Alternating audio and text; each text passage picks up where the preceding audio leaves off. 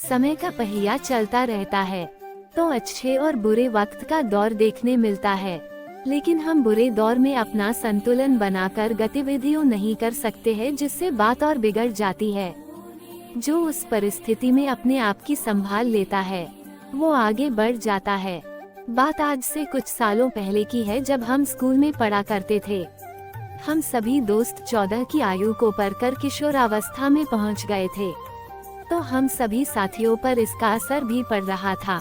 अगर हम बात करें अपने परिवार की, तो वे उतने सक्षम नहीं थे कि हम लोगों को अच्छे स्कूल में और अधिक पढ़ाई करा सके।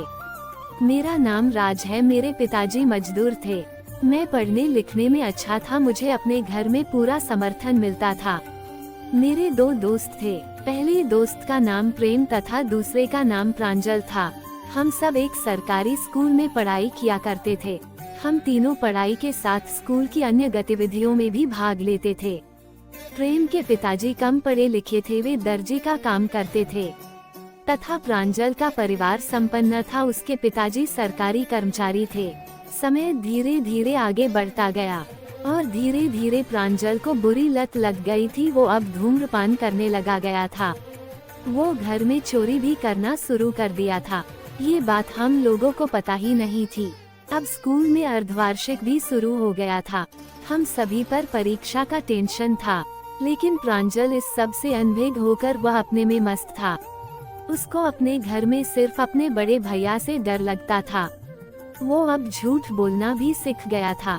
वो अपने भैया के डर से परीक्षा की तिथि नहीं बताया था, क्योंकि उसके भैया पेपर वाले दिन ही घर में फिर से लिखवाते थे कि तुमने पेपर में जैसा लिखा है वैसा ही लिखो, ताकि पता चल सके कि तुमने क्या किया है।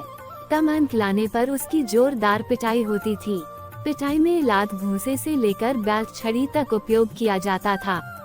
प्रांजल इस सब से बचने के लिए झूठ का सहारा लेना शुरू कर दिया था। वो जब परीक्षा पूरी हो जाती थी, तब वह अपने मन से बाद की तिथि निकालकर अपने भैया को बताता था, जिससे वह पेपर को पहले से देखकर घर में बढ़ता था। ऐसे करते करते वो अब बहुत ज्यादा ही बिगड़ गया था। उसे नई नई नशा की लत पड़ गई थी। उसके घर वाले इस बात से अनजान थे। उनको लगता था कि हमारे कड़े व्यवहार से वो ऐसा नहीं करेगा, परंतु वे भूल गए कि उनके कड़े और कठोर नियम से ही वो बिगड़ा था। अब वो अपने धूमपान के लिए एक गिरोह के चक्कर में फंस गया था, जो आगे चलकर बहुत बड़ी मुसीबत में फंसने वाला था। अब बात करते हैं मेरे दूसरे दोस्त की, यानी प्रेम का। उसके पिताजी ज्यादा पढ़े लिखे नहीं न होने के कारण वो पढ़ाई को ज्यादा महत्व नहीं देते थे। उनका उद्देश्य सिर्फ पैसा कमाने में ज्यादा होता था। वो प्रेम को पढ़ने के लिए प्रेरित नहीं करते थे, बल्कि पैसे कमाने के लिए उकसाते थे। तो प्रेम ने तंग आकर पेपर बांटना शुरू कर दिया और पढ़ाई जारी रखा। लेकिन उसके पिताजी अब ये ताना मारने लगे कि इतने पैसे से क्या होगा। वो बार बार ऐसी बात को दोहराकर उसे प्रताड़ित किया करते थे। नतीजा ये हुआ कि वो 10 की परीक्षा में फेल हो गया। वो इतना परेशान हो गया कि उसने एक रात घर से भाग जाने का प्लान किया और वो घर से निकल गया। घर वाले परेशान हो गए, उसे खोजने लगे। उस समय मोबाइल का चलन ज्यादा नहीं था, तो मुझे बाद में पता चला। मैं भी उसे खोजने लगा, लेकिन वो नहीं मिला। रात को वह मेरे घर आया। मैंने उसे समझाया कि घर से भाग जाना समस्या का समाधान नहीं है।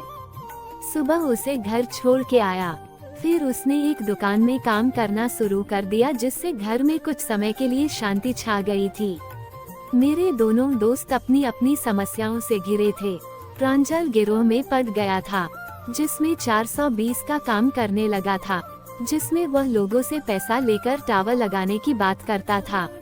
जिसमें से एक व्यक्ति ने इस बात को जानकर उसने पुलिस स्टेशन में धोखाधड़ी का मामला दर्ज करा दिया, जिससे उसे जेल जाना पड़ा। जब ये बात उनके घर में पता चली तो उनके पैरों से जमीन खिसक गई। फिर वे पुलिस स्टेशन जाकर उन्होंने उसे छुड़वाया। उधर प्रेम के पिताजी को प्रांजल के बारे में पता चला, तो उन्हें भी एहसास हुआ कि बच्चों पर किसी प्रकार का दबाव नहीं बनाना चाहिए।